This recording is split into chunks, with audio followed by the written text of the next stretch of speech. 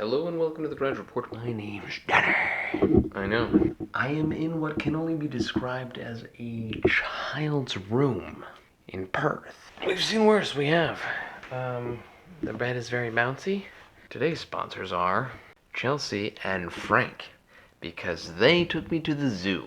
Where was I? Oh yeah, sharing my life with you on the internet.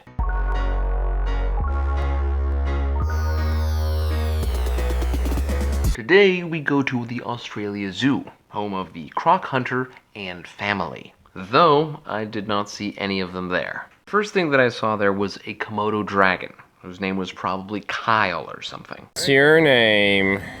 Is your name Kyle? Yeah. Oh. Then some friendly otters. In 15 minutes, the tortoise gets fed. I overheard the lady talking about the tortoise feeding and naturally had to go witness the event. On the way there, I saw a snake that needed some touching. Hey there, Mr. Snake. He's so friendly. He is, you betcha. It's all about love for him. Really? What I should have said was nothing, but what I did say was, I too have a snake that's all about the love. Then there was a crocodile that Steve Irwin cast a magical spell on and froze to stone. There's a croc Steve wrestled with a rope and a whistle. And then, my dear friends, we came across the tortoises. The tortai. They were very lazy, right up until they got their food, when they turned into savages. It's like that scene from Jurassic World, but instead of a shark, it's leaves and grass. Ravaging. Not the hibiscus. Oh, no, not the hibiscus. Oh, you monsters. Then the animal presenter guy told us all about the dangers of sex as a tortoise in the wild. They get up on top of a female and the female's a bit too big, or she stands up and they roll on their back. That's where the saying comes from, on your back like a turtle. They're a bit stuck. So they can't get themselves back up. They're stuck there on their back, and that's basically the end of them in the wild. So it's a bit risky for them. They do have 200 years to practice it, so they do get there eventually. Then we went and took a look at Randall, the rhino iguana. What's his deal? We got on the tram to the other side of the zoo. We're on a tram of sorts. We're driving to the other side, and then we're gonna walk back through everything. That's the plan, right? Yep. Rock and roll, kids. We've already seen tortoises today, and man, they reach their sexual maturity young, don't they? About 35 years, huh? Yeah. And they live to be about 203. They like hibiscus flowers. Oh, we're on the move. Alrighty guys, There's a voice. Welcome aboard Sea Safari Shuttle. We're now departing stop number 1 at Mission. God, this Our train next is stop after this possessed. will be number At the other end of the zoo, there was lots of animals from Africa. There are animals here. Origin, Africa. Species, giraffe. Zebra. I'm sure there's some birds in there somewhere. Fun fact about giraffes, if you own one, you're rich. These are some of the strangest looking cows I have ever seen. The Chinese people think there is medicinal / magic in that there horn of the rhino. Hey China, stop it. Frank's a bit of a biologist himself. He's identified the male in the group. How did you figure it out that one was the guy? It's right there, the penis, hanging out. Well done, Frank, well done. Then we came across a game section of the park, where we learned lots about animals, the zoo, and ourselves.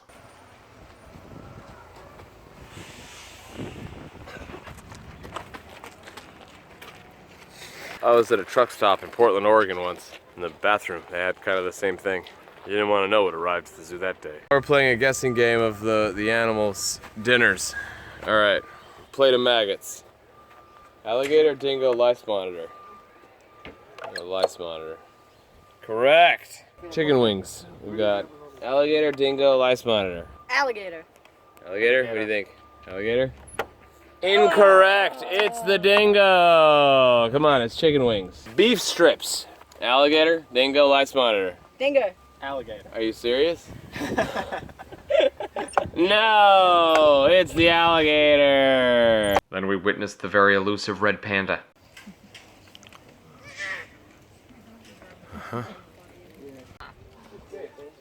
Goodbye. Climb up there, you bastard. Uh-huh. Uh-huh. Yeah. That's what you get. Then we saw the tiny tiger cubs.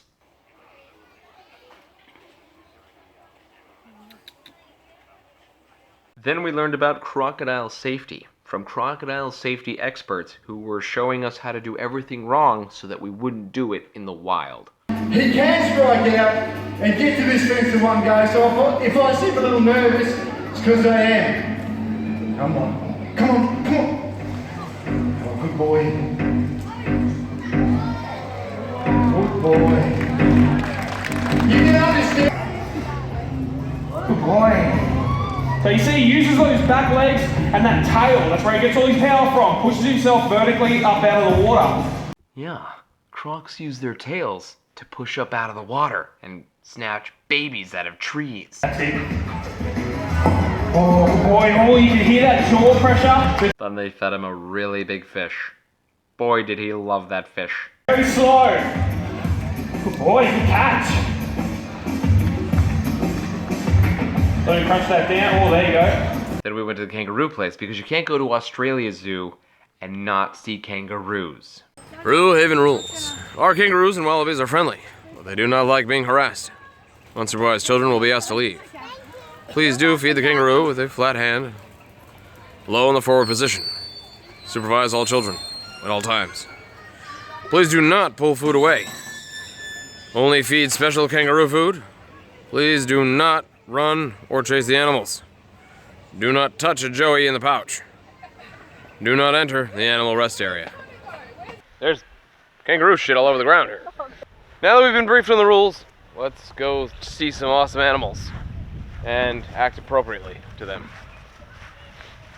Look, a macropod. All right, here it is. Everyone's wondering how tall I am. You ready? You ready? I'm shorter than the red kangaroo. Huh? All right, true story, here we go. That's how tall I am. I'm just under 2 meters. Of course, from this angle, I look like no, I'm kidding. It's right there-ish, 6'3". I don't want to get any closer than this. You're cool, right? He's cool. I'm cool. We're cool. You know, it's not one of those what would Steve do situations. I can appreciate this fine animal from this distance. There's no reason to touch him, or pat him on the head, or genitals, as much as we'd like to. Then, ladies and gentlemen, I spotted the most terrifying animal of all, the koala. I just don't want to live in a world where this little guy's not allowed to vote on who the next president's going to be.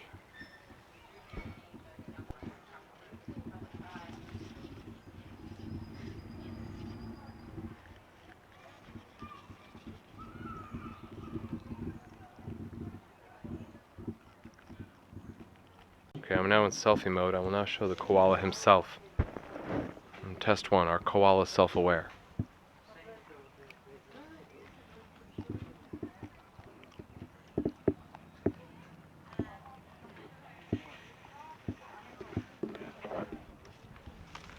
Does not seem to be self-aware.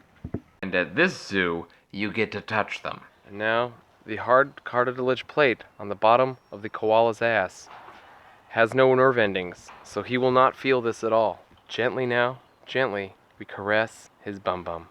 And he is soft to the touch. Of course it's a girl, she loves me. You can tell because she's not moving.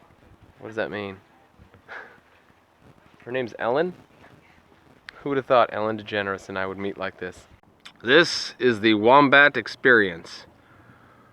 Behold Lucy, the gentle, tiny wombat, in a field of grass, minding her own business, grazing, gingerly hanging out. One of the cutest things you'll ever see. Right. Wombats. They're not bats at all, really. It's not a wombat. I've seen bats. Bats are little furry things that fly.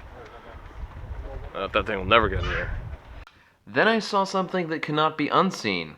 I saw a Tasmanian devil having sex with another Tasmanian devil. I don't understand. Is he trying to jump over her? I don't exactly get what's going on here. Oh, Jesus Christ. Oh my fucking God. You. Tasmanian devil, you. Mm-hmm. Yeah, we've all been there before, haven't we? Final Poonaple. I want to thank Frank and Chelsea for taking me to the zoo. I know we had a good time, and I'm glad that I was able to share it with you guys. I love you, my little lemon drops. Do join us tomorrow when we continue our very important work as we adventure forth into the land of Perth. Where am I? Really?